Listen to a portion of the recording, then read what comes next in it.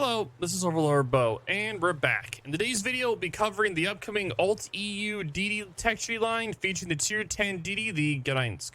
I do apologize if I mispronounced the name. I'm really bad at mispronouncing ship names, so I do apologize for that throughout this video. Now, I'd like to call this new line the EU Gunboat DD line due to their gunboat playstyle. It is similar to the Russian Delny line if they took smoke and had radar. Now, like the previous early release events, you can earn these ships through the consecutive bundles by completing missions to earn event tokens. The Tier 7 and below ships can be earned through the consecutive bundles, but only the perma camo can be earned this way for the higher tier ships. Now, the tier 8 DD split will be the final reward for the 12.4 paid battle pass, the 2500 doubloon one, and not the super expensive season pass. So pretty much if you're just doing the paid battle patches like the $9 one, then yeah, you'll get the tier 8.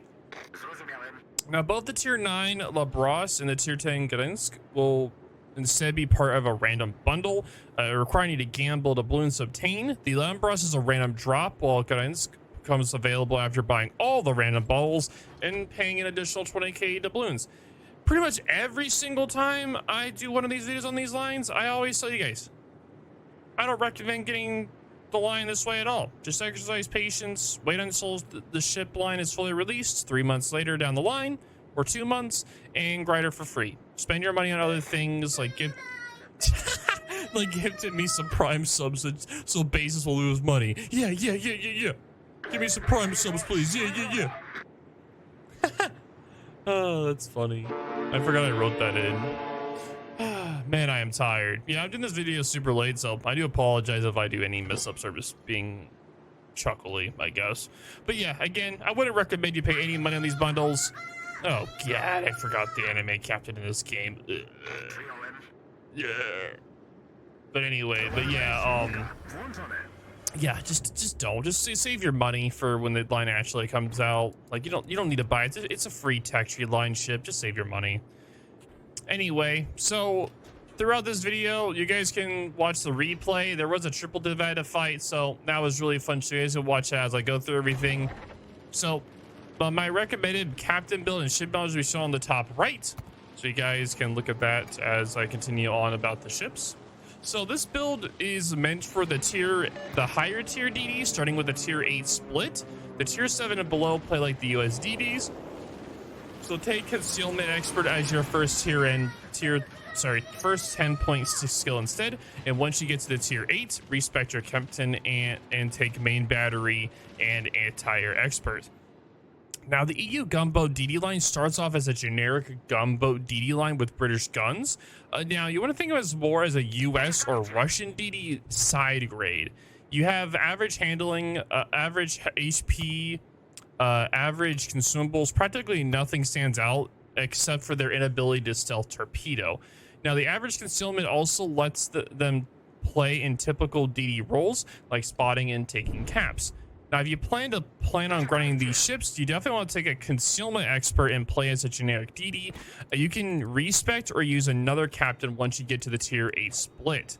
Now, this guy will focus on the high tier Gunboat EU DD ships, specifically the tier 8 through 10 ships specifically. The tier 8 and above DDs are completely different beasts, playing similarly to the Russian Delny line when they use smoke and also have a radar. But instead of speed and survivability, the EU DDs get firepower and a short 9-kilometer radar. So pretty much the longest distance radar out of the DDs. So nice. And when I mean survivability, I really mean they die quickly, unfortunately. They may have a large HP pool, but it doesn't matter as they are really big and clumsy. Just like my fat ass. So rip. Now, the correct smoke use is critical to your success, though you can dodge a little if played correctly. Now, thankfully, the guns are amazing on the EU DDs, the Russian DD ballistics, but with more DPM. Now, the dispersion will be shown on the top right, so you can take a look at that. The ideal range for the guns are 8 through 12 kilometers. Which is nice to exploit your ballistics advantage. So pretty nice on that. Now, you don't have any AP, so So yeah, you just have HE. So also the first DD in the game did not have AP. It's actually pretty interesting. We have the Druid that's AP only, but now we have an HE only line. So interesting in that regard. Now you definitely want to try to sit on their bow / stern to avoid their guns when possible. So best to try to just farm their broadsides, get that maximum damage. Now definitely don't confuse the new EU DD torps with the old line. Their torpedoes are still fast but short range, and low damage makes them difficult to use. The tier 10 has a 10-kilometer torpedoes and goes 69 knots, which is pretty memey, by the way, by Wargaming. Pretty memey. You definitely want to use them to complement your guns and sit enemies on perma dots. So definitely want to use them with getting fires and perma floods, which is really, really nice. Now, another thing that's notably different from their torpedoes is the EUDD counterparts are their anti-air, specifically the lack of it. Don't expect to shoot on many planes. The tier 10 has a 4-kilometer anti-air, though it isn't that much of a problem given few Ds have enough anti-air in the first place. But yeah, 4-kilometer anti-air when your air concealment's like 4.2, because this ship has an 8.2-kilometer concealment when it's fully built. You do have a 9-kilometer radar, so you can technically stealth radar, which is very interesting. Now, the more concerning issue is not being able to dodge attacks. Maneuverability is fine, but not enough to offset their large. They're literally just the giant self. They're just freaking huge, man. Now, you definitely need to use a speed boost to reliably dodge, and any hits will quickly drain your HP pool. The ship doesn't have any armor. It's all 19mm hull, so you have no armor playing at all on the thing at all. So anywhere they hit you, they're going to be doing some damage on you, so I'll tell you what. Now, while you do get the standard smoke and mostly standard speed boost, the other main gimmick of the line is the unique radar. It acts more as an information radar due to its great 9-kilometer range, but 10-second duration. You get 5 of them, and they do reload rather quickly, so you can constantly deny caps if played correctly. Just keep in mind, though, the short duration means teammates may not shoot at your target. So pretty much, you know, there's like a 5-6 second delay for the radar to normally pop up for your teammates. Yeah, then they're gonna only have like a 4 or 5 second window to be able to shoot the people that you're radaring. So yeah, keep that in mind for sure. Anyway, so this new gunboat line is surprisingly similar to the Downey line with when the latter uses smoke and, you know, also has radar. It's slightly better due to the 9-kilometer radar and the higher DPM, but this does mean someone else will have to do the spotting for you, though. In fact, the radar allows them to sort of deny the cap early game. The 10 seconds isn't much, though, but will scare the bejeebus out of most DD players. Quickly run away when you're done, and his teammates will surely want revenge for sure if you're not careful. Now, after this, play pretty much as a typical smoke DD farmer, using your allied subs and DDs for spotting while you rack up the damage. You want to support them when they fight other DDs, and they reward you with perma spotting in return. You definitely want to be wary of radar cruisers, as they can ruin your smokescreen gameplay, especially the Russians and their 12-kilometer radar range. Now, most of your farming will be done inside of smoke. As you can tell throughout this match, when I try to open a gun, I get absolutely decimated. So you definitely want to be inside that smoke when you farm. And the main reason for this is because they lack the ability to survive in open water against more than 1 or 2 ships. So only open water gun if you have a significant advantage or have no other option, and preferably with speed boost. Now, while fighting for randoms, the Gdańsk may have potential in ranked or competitive due to her unique combination of gunboat, radar, and smoke. So in the future, when this climb out is tier 10, you may be seeing them in this, but we'll see for sure. In ranked, expert DD players may find her versatility extremely useful. Tier 8 and tier 9 may have the most potential, but tier 10 can also be good if Ragnar or Smallland are unavailable. Overall, I'd say the gunboat EU DD line is surprisingly tame as far as gimmicks are concerned. The radar and HE only are their only 2 notable traits. They otherwise behave as generic gunboats. The radar is pretty nice though, but it is so short. It's mostly for just chasing off DDs or just getting you that little bit of spotting when, as you saw earlier, I was able to spot the Friesland just long enough to get that kill off, which was really nice. It was just enough. It was a little icing on the cake there. Pretty nice. Now, you definitely don't expect to die caps without working with your div mates. So definitely be noted of that when you're playing with the friends or, you know, div mates or clan members whenever you're playing with this ship. Now, the lack of AP can be an issue at times, but most of your slots are HE anyway, so it isn't that big of a drawback. Like, it really isn't. Most people don't even know what AP is on DDs, so, you know, we know the saying, rental shima, so. Yeah. So if you have any experience with the Russian DDs, you'll fit right in with this new line. I'll tell you what, you'll fit right in. But yeah, anyway, so this line will be coming into early access in 12.4. So pretty much just give it 2 months after that, and then the line will be out. And you'll get the tier 8s if you do the battle pass. A lot of people do the battle pass anyway.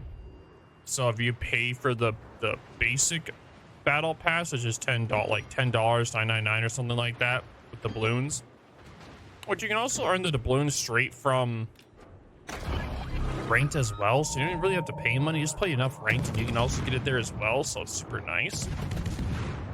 So technically, yeah, you just farm yourself some doubloons in ranked, you know, have some fun with that, you know, just have some fun with that and you're good to go. But yeah, whenever I played this ship, I definitely felt, you know how the Elbing, that thing is so, what else is like the Trump too? It's like this, the really big DDs, you kind of suffer from just being absolutely decked on by everything and anyone that shoots at you. Yeah, that's pretty much the issue I had. The thing is, though, it's really nice, though. You do have a really nice fire chance with this ship. With it having it also does have on the third turret is also 360, which is quite fancy. The third turret is 360, which is quite nice indeed. I was very happy with the fact that the third turret in the back is 360. So that means that when you're kiting or turning or any way, you're always going to have at least that gun good to go. So I am a pretty big fan of that for sure.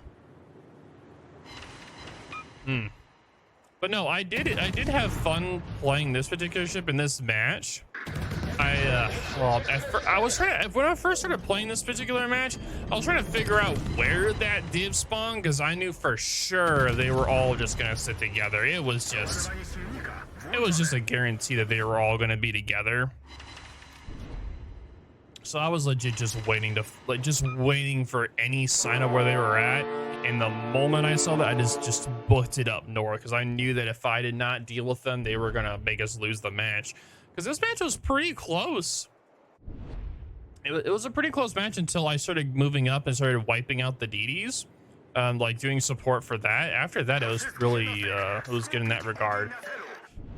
But yeah, as you saw though earlier in the match though, like I really just got my butt handed to me whenever I try to first engage. Like every shot was just so much damage from them. So you definitely have to treat this more as not as an open water bow, as more as a smoke bow. So similar to like a Haragumo in a way.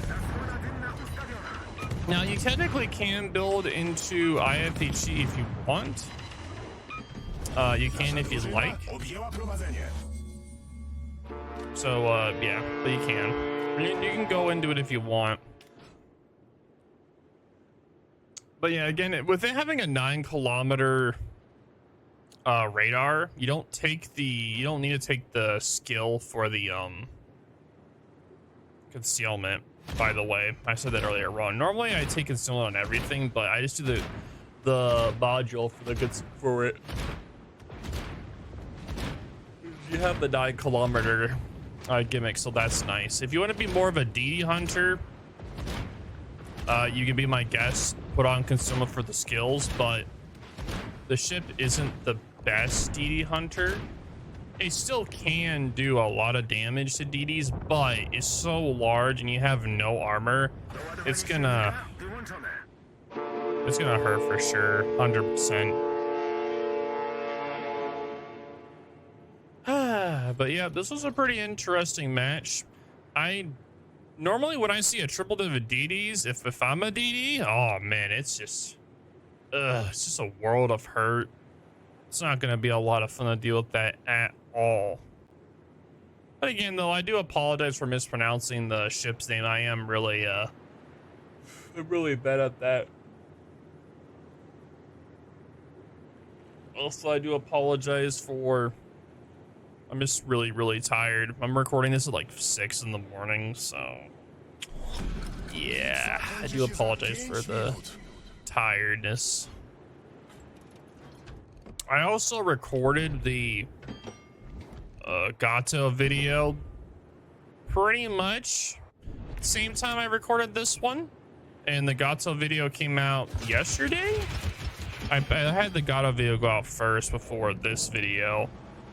So yeah, because the NDAs were the same time and stuff for like the Lion and the Gato. So yeah, and yeah, their Kaga just rage quit. Oh, also this replay was done at like 3 in the morning, I think. And yeah, I'm not too surprised that he did that. A lot of CVs will just sometimes just rage quit. Sometimes they'll just alt F4. Or, I don't know. But I don't know. I don't know if he rage quit or just, you know, crashed. There has been issues recently with people disconnecting, so we'll see, I guess. But yeah, I do appreciate you guys watching the video, and thank you guys all for being here. We did just celebrate Beau's first birthday, which was really nice, and the 5-year stream anniversary of the channel, so do appreciate you guys being part of the community and being here. But yep, if you guys have any questions or concerns, let me know in the comments down below. Thank you guys for watching. Thank you guys for being here, and yeah, I will talk to y'all later. All right, deuces.